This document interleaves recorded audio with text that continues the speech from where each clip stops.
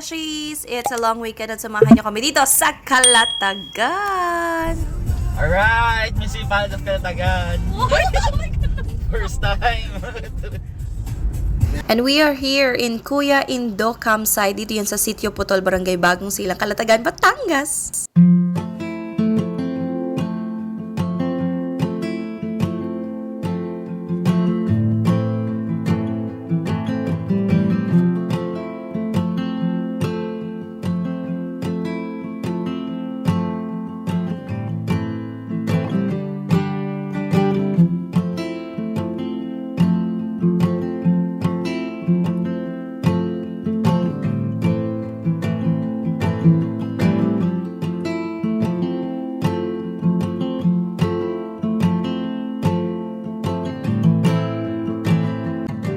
Past 5 PM na at walang magaganap na sunset. Pero tingnan nyo naman, sobrang ganda ng sky. Sino na naman ka-chat mo? Walang signal. Are you excited? Are you happy? Good. Yay! Wanna swim na? Bukod sa Pani Sakari, ayan makikita nyo kung gaano kaganda at kapino ang kanilang sand dito sa Calatagan. Almost golden sand. Pwede rin kayo magtayo ng tent dito kasi talagang beachfront siya. Tapos may mga kubo na available na pwede nyong rentahan. Kami kumuha kami ng kubo pero may dala rin kaming tent just in case. Wala na akong pilay. Hindi na mapigilan ng bata, gusto mag-swimming. Medyo maraming tao ngayon kasi it's a long weekend, pero kita nyo naman ang ganda ng lugar. Enjoy nating lahat ito. Noong nakaraan niya pa sinasabi, let's build a sand castle. Wala namang sand sa bahay. Kaya buti na lang nagkaroon ng quick gala sa Calatagan. 6 o'clock na at ganyan kaganda yung sky. This is where the sky meets the sea.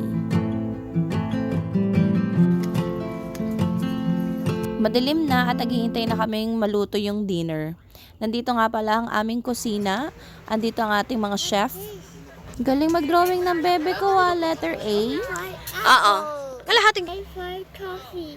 C for coffee yun, hindi A for coffee. A nga. Kaka-3 lang niya ng May, pero ang galing niya na mag-drawing. Sobrang helpful nitong nabili ko sa Shopee na pang-drawing. So, nahahasa na siyang humawak ng pen at gumagana yung imagination niya. What's that? Gecko. Ha? Gecko yan? Wizard. What? Mukbang time! We have bochogs lechong manok, andoks bangus, at pansit Macao ni Chef Boy Loco. Thank you, Chef! Okay, galit-galit muna tayo habang yung anak ko tulog na.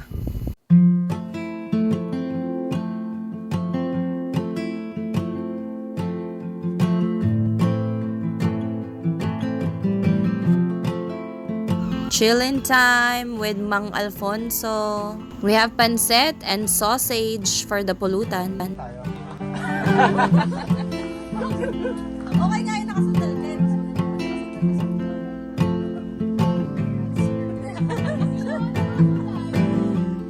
And we just enjoy the night, drinking, chillin', kwentuhan, tawanan, habang nasa tabi lang namin yung dagat.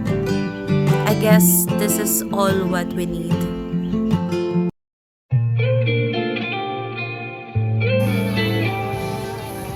Good morning!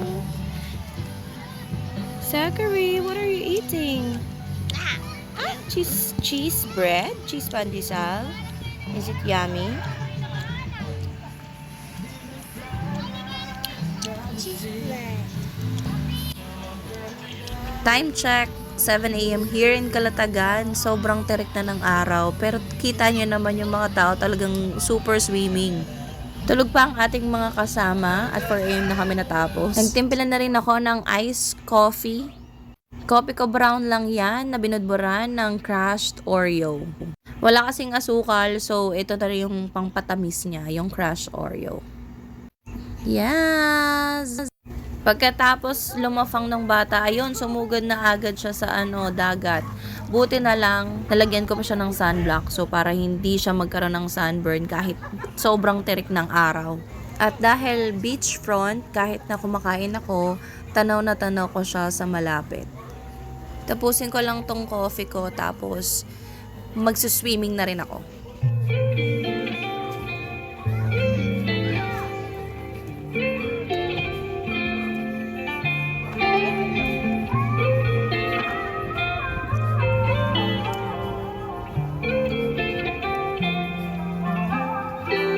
Alright, mama's duty.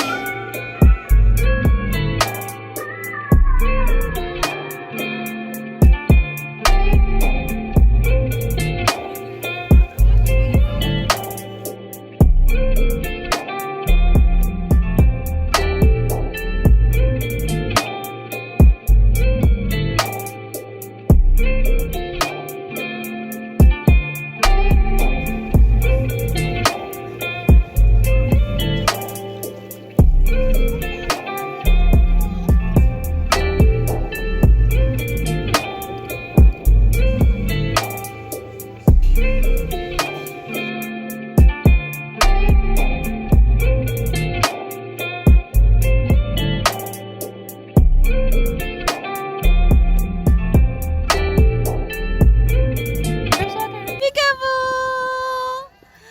Oh, swim na! Swim na! Dali, swim! Swim like a mermaid!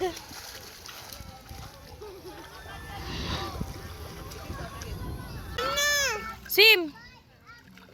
What happened? Swim na! Swim! Sunbathing ang peg. Pero ang totoo, ayaw kong umitim. Di naman kasi talaga ako maputi. Pag nasunog yung balat ko, 3 years bago ako pumuti ulit. Sandamakmak na sabong pampaputi at saka scrub na naman. Hindi kagaya nitong anak ko na kahit masunog ang balat, 1 week lang maputi na ulit. So kahit sabihan nyo ako na para akong tanga, nakapayong ako sa beach, bahala kayo sa buhay nyo. Kesa naman marinig kong baluga ako. Pupunta daw siya dun sa boat. Wait! Zach, wait!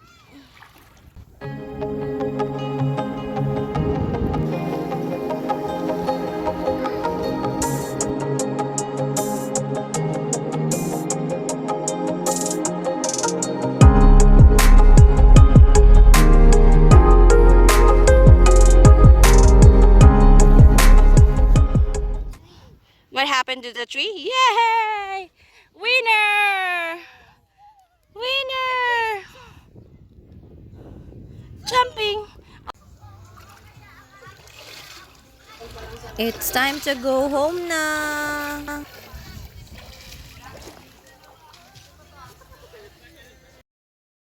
Psst. Tara na magbanlaw! Ayaw niya pa talagang umahon. What happened my hand? What happened on your hands? What happened? I don't know. What happened my feet? What happened my feet? What happened to your feet? What happened my feet? Oh no! Are you enjoying?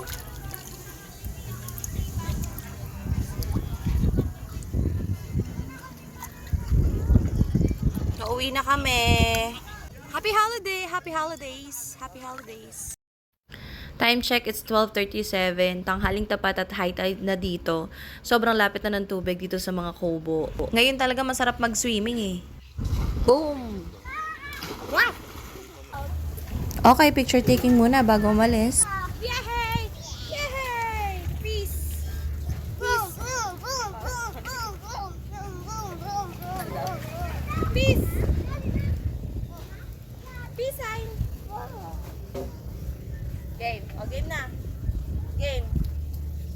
1, 2. Smile, happy face. 1, 2. Ganun. Dali. 1, 2. 1, 2. 1, 2.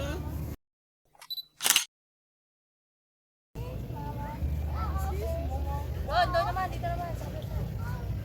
For bookings and reservations, please contact Kuya Indo Campsite Phase 1 and 3 sa kanilang Facebook page para ma-assist kayo ni Kuya Robert. At dahil lunchtime na at gutom na kami, nag-stopover muna kami dito sa Asbok. Along the highway lang siya, madali nyo mahahanap at madali nyo makikita. Super bet na bet ko nga yung interior niya kasi napapaligiran yung buong restaurant ng mga malalaking halaman. Meron nga silang malaking puno sa restaurant na meron mga bato sa gilid. At yung kisame nila, puro halaman din. Kinukuha na nga ni Kuya yung order namin. At ito yung menu nila. From the word Asbok, which is usok, ito pala ay Sizzling Hub Restaurant. Medyo pricey siya kasi nasa 200 pataas yung price ng mga regular nila na sizzling plates. Na may kasama ng Java rice, yung pinaka-meat nyo, tapos may kasama siyang sides na mixed veggies. Yes. Yes. Liempo na may gravy at umuusok-usok ba? Asbok na asbok. Umorder din kami ng bulalo for sharing para makahigop kami ng sabaw at saka matikman namin yung bulalo nila. Ayan. Picture taking muna for Instagram. Kitang-kita nyo naman yung mainit na sabaw kasama ang bone marrow ng bulalo at saka mga gulay-gulay. Hindi ka kita, ate. Wow, naka-apes. Ang ratings ng besyo nyo para sa Asbok, 5 stars para sa ambience ng restaurant, sobrang Instagrammable. 4 stars para dun sa food kasi yung mga T-bone, yung mga meat, medyo goma pa siya eh. Medyo nagkulang sila ng pakulo. Pero yung bulalo nila masarap. Yun lang, maraming salamat sa pagsama sa amin mga beshies. Happy long weekends!